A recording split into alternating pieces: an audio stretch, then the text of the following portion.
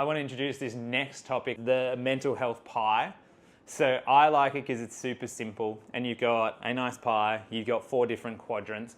And so in one quadrant, we have connection to self, we have connection to others, we then have contribution and curiosity.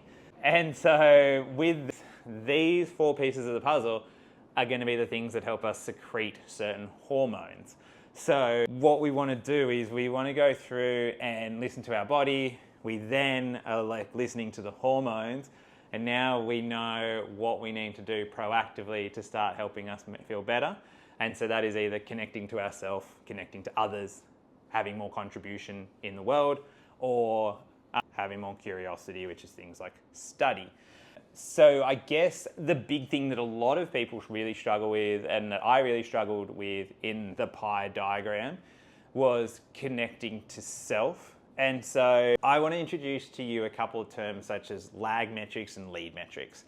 And so in healthcare, we will sort of say like a lag metric is something that we see, but we don't get the metric until after everything's washed out. So then we have to go through and do another experiment or another trial of treatment on someone and see whether that lag got better. But we're making a change after we've gotten the information. Whereas a lead metric is we monitor things ahead so we can keep ahead of symptoms or anything as they pop up, and then we can obviously be a bit more proactive with it. And if you're just getting into this and you're relatively new with all this mental health and stress management or stress regulation stuff, the lead metrics can sometimes seem quite overwhelming or daunting.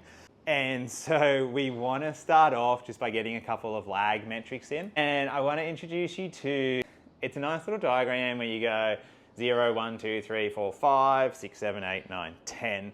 And you can ask yourself a couple questions to see where you're sitting on these different lag metrics. So we've got 4 of them.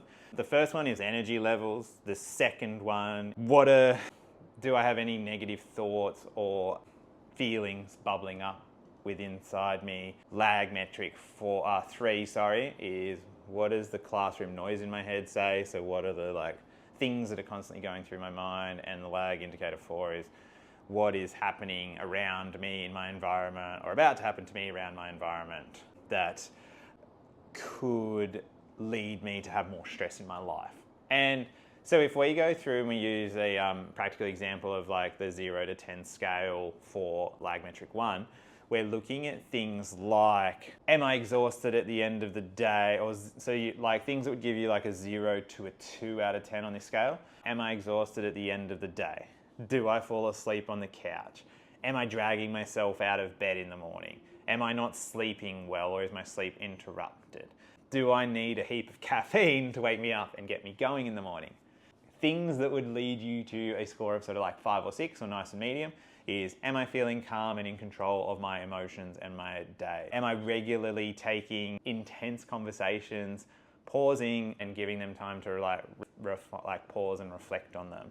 Am I regularly doing things that re-energize me and give me energy? And then on the other end of the scale, you've got 9s or 10s. So do I feel like my life is either full speed or not at all, or 0? Am I struggling with talking at 1,000,000 miles an hour? Is my brain constantly racing? Am I able to concentrate, or do I get easily distracted?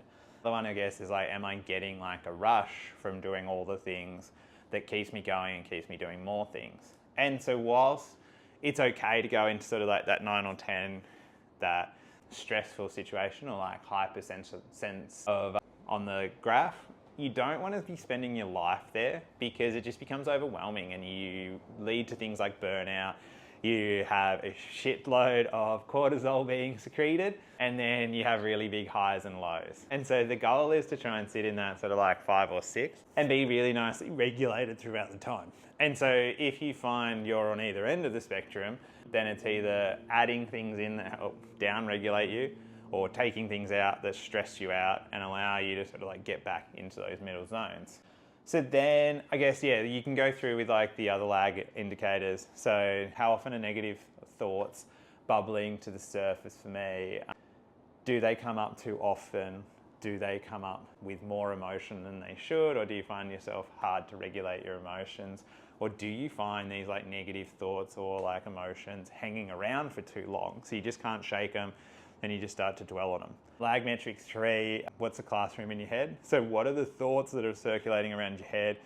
Are you struggling to let go of things, or are you ruminating on things? And one of the things I found that was really helpful with this was going through and journaling. So writing things out and getting them down on paper, because it's a nice way of sort of like getting your emotional brain to write the thing out, but then it gets your logical part of your brain to sort of start to figure out it, because you're going through the physical process of writing, so your brain has to figure out how to do the actual task.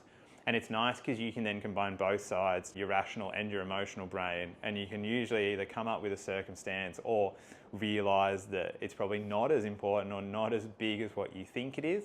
And then you can start to obviously chip away at solving it.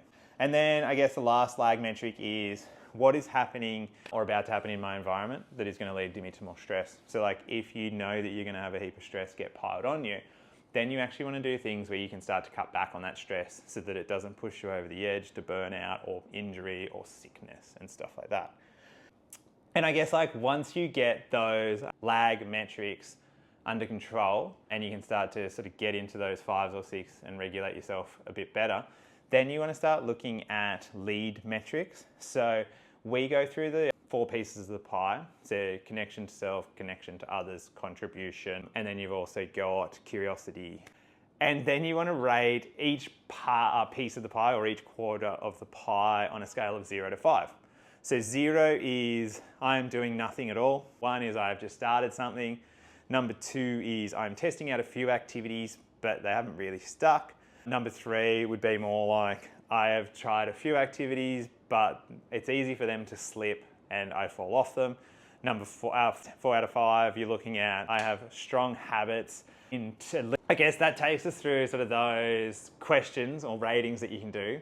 And then the ingredients or sort of like that you can start to put into your pie are things like for connecting to self, you can work on quality of sleep, or regularity of exercise, or eating a balanced diet, or activities that enable me to track my time so then I can then like allocate that time more effectively.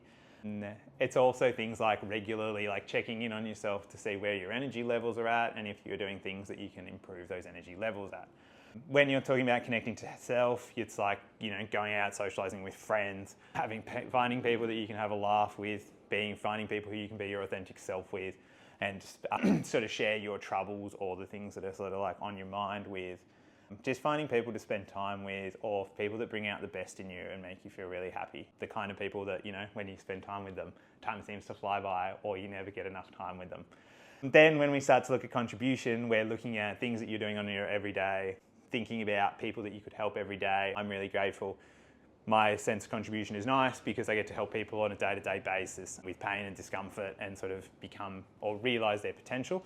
It can be also supporting teams through crisis at work. It could be volunteer work. It could really be a heap of other things. Then you've also got curiosity. So these can be things like formal learning, where you are going to school, reading a book, listening to a podcast, reading a cool book or listening to a cool book on audio.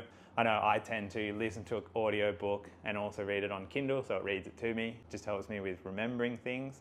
And it's also like having a hobby or asking questions or finding like different areas of interest that stimulate your mind. So I know we went through a lot of information. I'll chuck a few of those diagrams in the description below, but I hope it also gives you a little bit of an awareness on the health continuum. So where you're sitting on that mental health continuum, whether you're in the green, whether you're in the yellow, where a few things are starting to slip, whether you're in the orange, where you probably need a little bit of outside help to get you back into yellow and back to green. And hopefully, obviously, if anything pops up with red, where you need mental health or you need serious medical intervention, reach out and get it. There are multiple opportunities. They're all different for different countries and different regions. So do a check on them.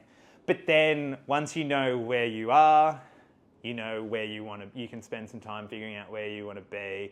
And then finally, it's taking the extra little step of figuring out 1 or 2 small actions that you can start moving you towards your goals so that eventually you're waking up feeling fitter, feeling healthier, feeling more energized and able to be more present with loved ones, your kids, your family, and your friends. Like always, if you have any questions, pop them in the comments below, and I look forward to seeing you next time.